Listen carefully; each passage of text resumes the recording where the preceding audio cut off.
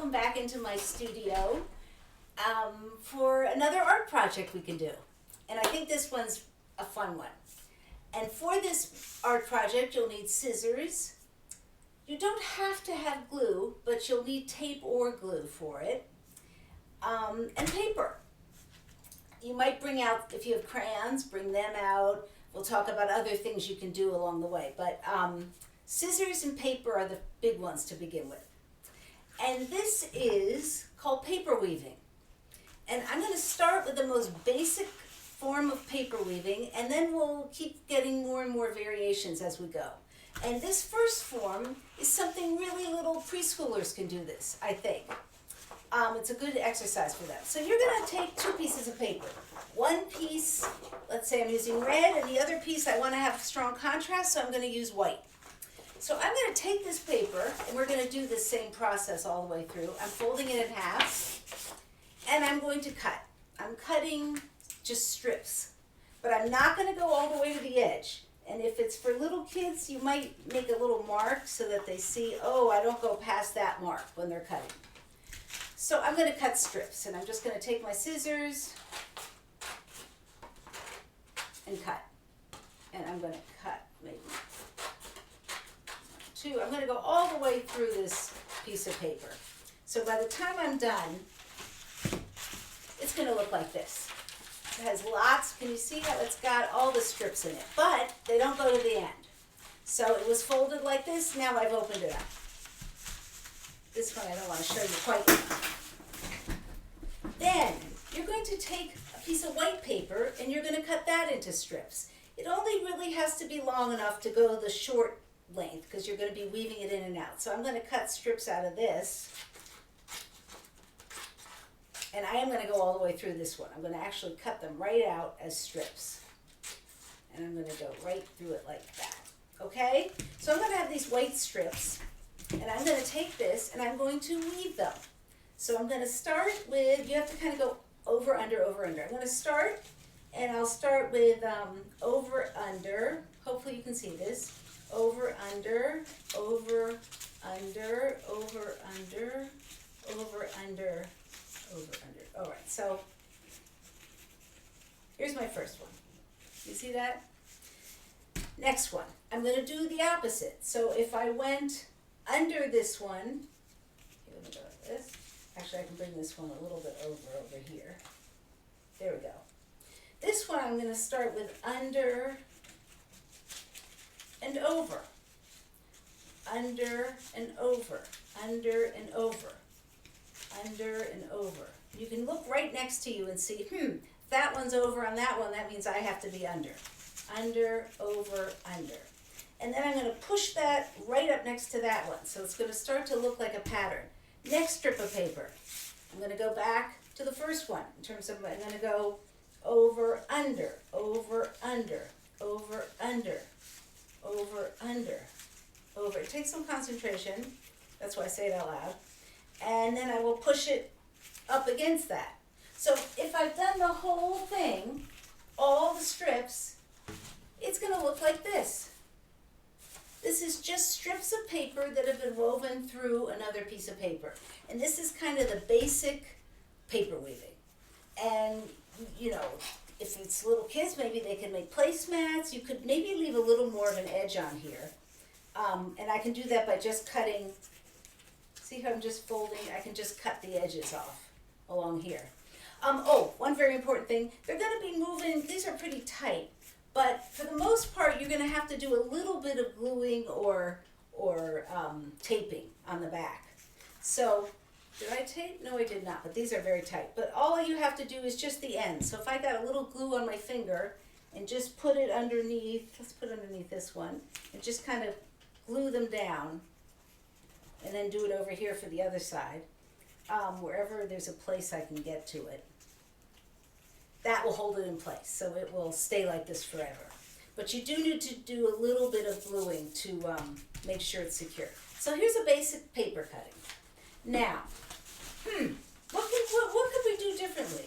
Well, how about if instead of cutting a straight edge, we try doing a kind of a wavy edge. So here's a piece of red that I took and folded in half. And instead of cutting straight, I cut, I don't know if you can see, it's kind of like a zigzag. Like this kind, I went like this, then I went like this.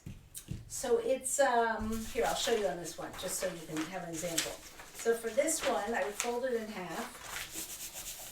And it's more kind of like a, okay, here's one cut, here's another cut, here's a different one. Maybe this one will not be the same. We'll have a little variation. So that's what I mean. Not straight anymore. It's going to have sort of waves in it, or whatever you want. It could be zigzags. And it's not going to go to the end either.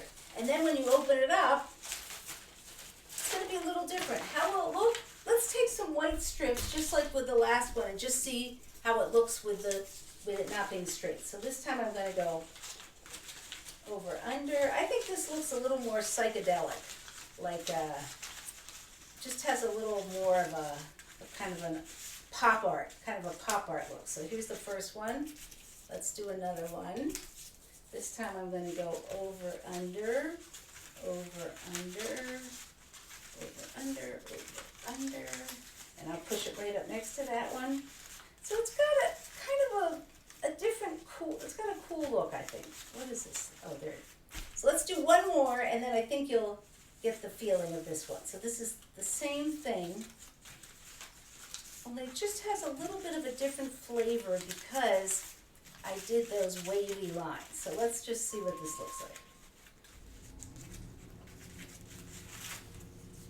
See, it looks just a little different. And so it will look a little bit different with the strips being in a wavy motion. So, why don't we this time think about changing the way we do the strips? So, if I took a piece of yellow paper, I could fold it in half, and this is going to be the strips, so I'm going to cut all the way through. I could maybe go like this, and done. So here's my first piece. Here's another one. Here, here, here, here, here. Another one.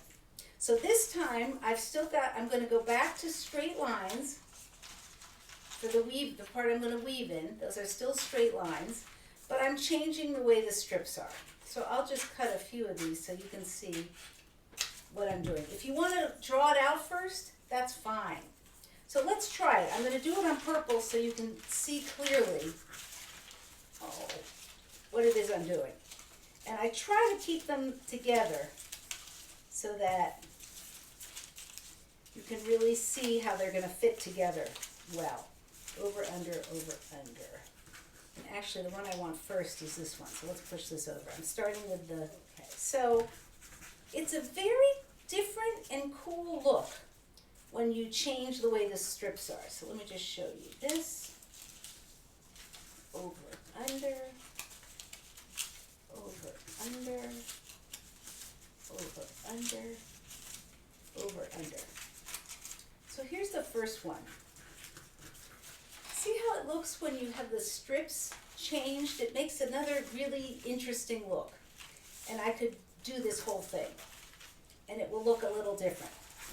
And actually I'm going to show you one now that is quite different. Here is one. This is one that my student made many years ago, and I loved it, and I've kept it all these years.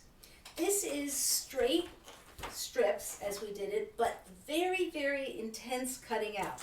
Now this was a painting exercise. I don't think most of us have paint at home, but it was a painting exercise where he had one color green and black and white paint. And this is a value study. Value is how light or dark something is. So let me see if you can see it.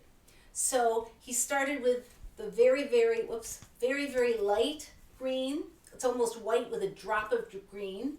And then it became less white, and then the green, and then started slowly adding black. Black's a very strong color. And after he had done that, it was a piece of paper, same size as this, he cut out very intricate strips. They all fit together, but it was very intricate. And I recall him working on this for a while, but I think it's beautiful. So and another thing that makes this interesting is instead of it just being one color with one color, we're now introducing something different, which is I think one of the pieces can have something going on. It doesn't have to be just one color. This, for example, had a variation in color. What if, here's one I did,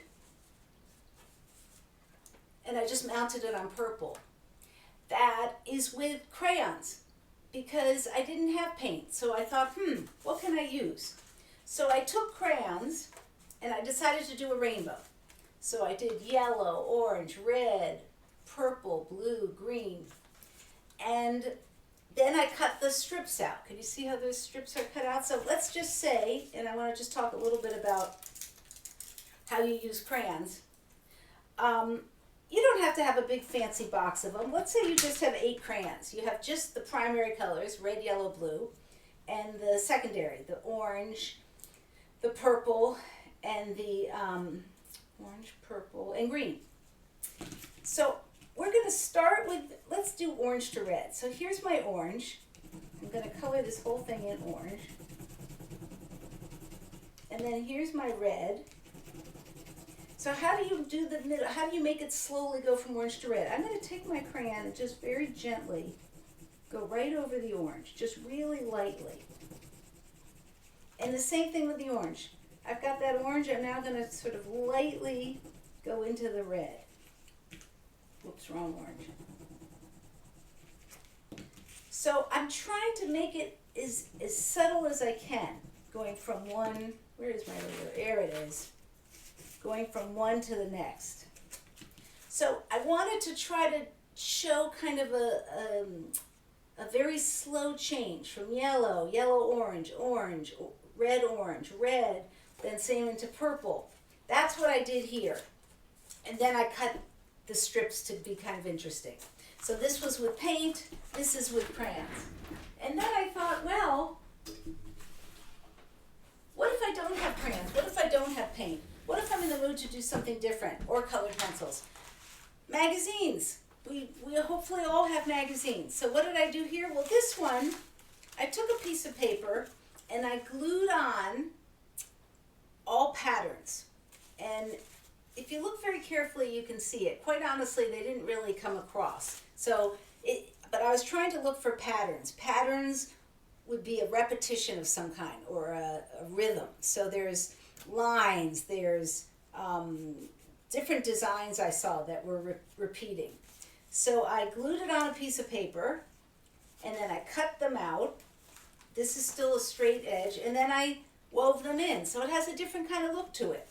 I could even do newspaper print on one, cut that out and weave it through red. Here's an example. I was just thinking, okay, here are shoes. So if you don't have any paint and you don't have crayons, and maybe you don't have markers, so glue magazines onto a piece of paper and then cut it out. So I'm going to do this one just to show you very quickly. Over, under, over, under, over, under, over, under, over. And let's say you love shoes. That's why I cut out these shoes. Look for pictures of shoes and do a whole one just with the theme of shoes. Or let's say you love cats. Just look for cats and have cats there.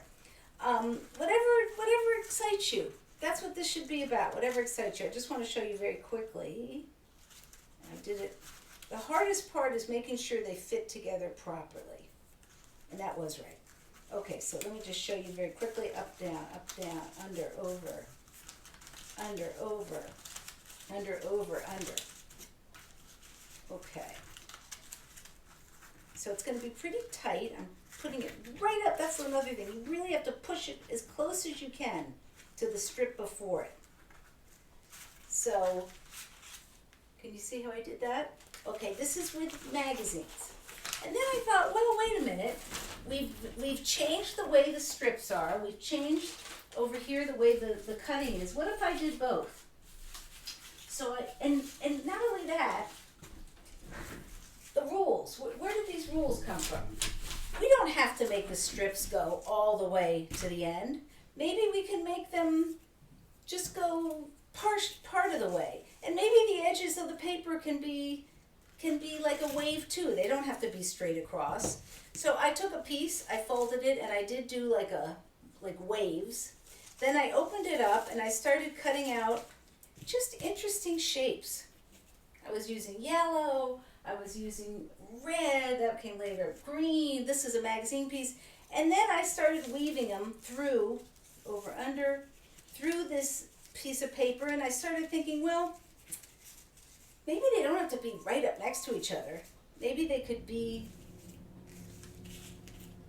close to each other. And I ended up making a piece that looked like this. So this was woven with pieces of paper that were not strips. They were zigzaggy, but they were different. And I think it has an interesting look. And by the way, you can use paper, you could use even a little yarn or even a stick or something like that too. But when I looked at that, it made me think of underwater. So let's go one step further. Then I took a piece and I started weaving in as I had before. And then I thought, well, why can't I add fish? Let me make this an underwater scene. The way the seaweed and the coral, whatever I want to put in there, looks, it kind of has the feeling of water, the movement. It looks like it has movement. The fish, I could take my colored pencil and spend a little longer on that, and I actually pulled out some pictures to inspire me. If I'm going to do this again, I might look carefully and say, ooh, those are angelfish. They would be fun to do. And I don't think you can or cannot weave the fish. That's up to you. I have a few of them coming in and out and a few not, and I'm still working on this. Not only that, what if I want to have rocks on the bottom? I can glue all kinds of things down here. Let's see, where's the bottom? Let's make this the bottom. So I could have this whole area covered with rocks on the bottom of the ocean, then have the seaweed coming out, then having the fish. And so, I hope I inspired you. Paper weaving can take on many different looks, and hopefully you will have fun experimenting and trying new things and have fun. Thank you.